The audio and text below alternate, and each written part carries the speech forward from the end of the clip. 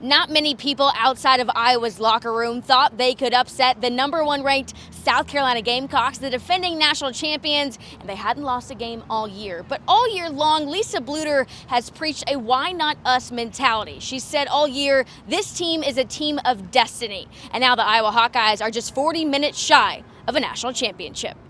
55,646 strong here at Kinnick Stadium. And no, not for the football team, but instead for the Iowa women's basketball team. Quite the historic day here in Iowa City, setting the all-time NCAA record for women's basketball. You could definitely tell that head coach Kirk Ferentz was frustrated this afternoon, but he really just kept referencing the next 4 games of the season. In fact, when he was asked about his future here as a Hawkeye, he was non-committal and just kept saying they have 4 more games left to play this year, and right now that's what he's focused on.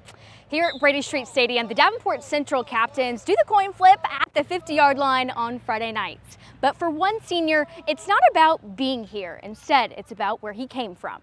Total domination from the North Scott Lady Lancers at the volleyball state tournament. North Scott lost the first set in the quarterfinals, but they never let it happen again, winning 9 straight sets and claiming their first state title since 1985. And what a time to have an atmosphere like this and a game like this on a stage like this. 15,000 strong here at Carver Hawkeye Arena, a sold-out crowd, college game day, a top 10 matchup, #2 versus #6, capped off by none other than a Caitlin Clark buzzer beater. When you talk about the best in college basketball, I'm not sure it gets any better than this. Absolutely. It's been a 3-year offensive struggle for the Iowa Hawkeyes, and tonight the same story, but for a different reason. QB1 Caden McNamara went down on the second drive of the game on a no-contact play. He had to be helped off the field, not being able to put pressure on his left leg. Ultimately was taken into the locker room.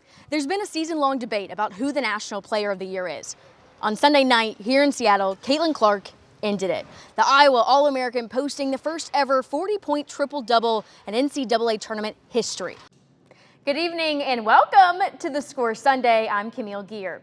It's football galore tonight. We're more than halfway through the high school football season with some teams still undefeated and the college level just as exciting in week 4. Rhett Bielema's Fighting Illini open up Big Ten West play with a familiar face, coaching against his former defensive coordinator and current Purdue head coach Ryan Walters. And since there's tailgating before football games, we figured we would do a little bit of tailgating of our own, break in the patio, and get ready for week 1. Big Ten play has officially arrived for the Iowa Hawkeyes. The Hawks not dipping their toes in, instead, they're just diving right into a top 25 conference showdown. So you said sometimes you try not to think. I'm sure you're trying not to think about the weather. Or maybe what is the plan if something, God forbid, Andrew, were to happen? Obviously, this is no announcement. So it's not official. We're just asking. The MAC is taking over Fort Dodge next week with nearly half the conference's teams heading to the softball state tournament. Yeah. You know the story about last year, 0-4, 3-6 finish, missing the playoffs. I mean, how much did last year's season drive the offseason and the beginning part of this year? Fun it's definitely been watching the hometown kid, Tommy Kuhl, make his PGA Tour debut, like you just said. But the cool part about this is the special group he's had along the way. You've heard of the Tiger Tracker, but through the first 2 rounds of the JDC, I got this at River Hills Country Club. A sea of Illini. I mean, he wanted to be an Illini for, I can't even tell you how long. I know it. Blue and orange invading TPC Deer Run. This is awesome. Just being here, it's honestly special. It's been crazy. I mean, I figured there'd be some people out here, but some of the people that have come out, I'm just like, oh my gosh, what are you doing here? It's been unbelievable. It's really special. On the Tommy Tracker. Let's go, TK. The Illini stand out playing less than 100 miles from his hometown. We have so many memories coming and growing up here. You come and play with the John Deere Classic course. That's a really cool thing to do, where all the pros play and everything like that. A tournament he's attended since he was just 12 years old. I remember coming as a kid with my dad and brother, and those were memories I'll never forget. Growing up in Illinois, like Illinois golf was kind of the cool thing. An opportunity he'd only dreamed about. He had a big vision of this is what he wanted. When he came here, I think he envisioned himself walking these fairways. Now, a reality. This is all he's ever wanted. It's been awesome.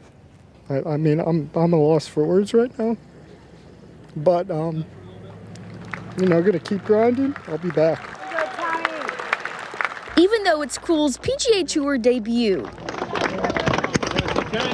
How proud we were of him and how hard he works. It certainly won't be the last time. Just the beginning, we hope, yeah. We hear. And from Morton, Illinois, Tommy Cool. Now, golf definitely runs in the family. Older brother Pete actually played golf out in Wisconsin. Oh, a Badger. Pretty cool, right? Yeah, Matt, it was an interesting day in Iowa City, to say the least. Just 24 hours after Iowa announcing that offensive coordinator Brian Ferentz will not return next year, head coach Kirk Ferentz, the lone Hawkeye, meeting with media this afternoon, and quite different from our normal Tuesday media day. Ferentz continued to stress the focus remains on his team's final 4 games, but the longtime head coach did voice his frustration, not because of Suns Bryant's fate, but the timing of the decision. Let's hear from the head Hawk himself. You know, my policy has typically been to evaluate everything, players, coaches, all that, postseason, because in season we've got a lot on our plates, and you know, that's just kind of been the nature of it. And it's been that way probably since I got started full time in '81. You know, obviously, we have a biological relationship, and I'm very fond of him. But I've had a lot of strong relationships with a lot of people that worked here, and that's one of the beauties of what we do. So, if this were anybody on our staff that fell into this category, I'd feel bad about it. But I'm guessing they would encourage us to keep moving forward too, and that's you know, it's just what you have to do. Head coach Kirk Ferentz has been with the Hawkeye program for 24 years, and when asked about if this decision does affect his future with the program, he was non-committal. My plans are like they always are, to worry about this game and bigger scale, bigger picture for these 4 games. And that's where my focus has been this entire season. Obviously, it's more than 4 games a week ago or 2 weeks ago. That's what I think about. And that's each and every year. It's been pretty consistent, just like the other things I referenced. Coach Ferentz will focus on the football side of things, but this decision was made by interim athletic director Beth Getz. She did take time this afternoon to meet with the media as well. She declined to give specifics on how things went down, but she did take the time to thank Brian for his commitment to the black and gold. I think anytime people are involved in any decision, it's difficult, right? And certainly those that mean a lot, you know, to our university or institution. And so that's always a piece of a puzzle.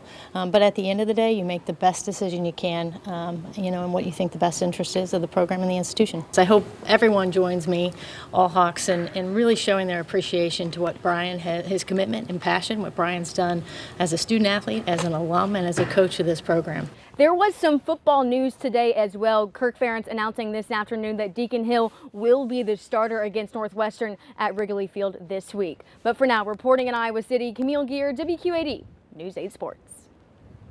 Here at Brady Street Stadium, the Davenport Central Captains do the coin flip at the 50-yard line on Friday nights. But for one senior, it's not about being here. Instead, it's about where he came from. I'm going to bring it. Let's go. A senior season for Central's Davion Williams almost didn't happen. There you go. There are some kids that no matter how much you try to help, they're not going to change. From failing classes to getting kicked out of games. I get emails or hear about administration problems with them. I go to basketball games and see problems there. Locked in, ready to go. He showed so many signs of greatness as far as like leading at school, leading at practice. He showed it in glimpses, but then he would do other stupid things that would just be like, what are you doing? Most of the poor choices I made was just based off me not thinking. I was just being selfish. That don't go with our motto, we before me. Oh, there we go. Davion's future as a Blue Devil was in jeopardy. Enough was enough, and we had a coaches meeting. He was like, Davion, you need to get it together. They're looking on not letting you play your season, your senior season. He was on the chopping block. I cried that night, like I didn't feel wanted, kind of. But I was like, I give them every reason for them to not want me on their team. Davion knew to stay on the football team, something had to give. I had to do what I needed to do to continue playing for this team because I love them so much. The off-season and summer workouts brought a clean slate. Better grades, volunteering in the community, and being a better teammate. I made sure I showed up to everything on time. I was being more of a leader, getting all the young guys involved. I was picking up kids that couldn't make it to our morning lifts. Oh, yeah! A change his coaches noticed quickly. At first, it was like a week, and we're like, okay, like we'll see, and like it never stopped. The first time I heard Berg say, I'm proud of you, I was like, I'm doing this right. Like, I really feel the love that this team is like showing. Davion didn't just want to play. He had a bigger goal for his senior year, captain. I don't really know, because like, what if I don't get it? Like, but I stepped out and I did it, I applied. An application and a speech in front of the coaching staff. His speech blew us away, and it was straight from the heart. WWBS, he goes, guys, what would Berg say? Him putting that into perspective, saying like, I can lead even if it's off the field, because there were some guys that were gonna make a poor choice, and I told them, and then they all said, you know what, you're right. A vote that came from teammates and coaches. Every day I prove to them that this is what I want, and this is the role I'm capable of having. A week before the first game, head coach Alex Berg announced this year's captains. When he said my last name, I was like, oh yeah, I got it. You know, I did what it takes, and I feel like I won that day.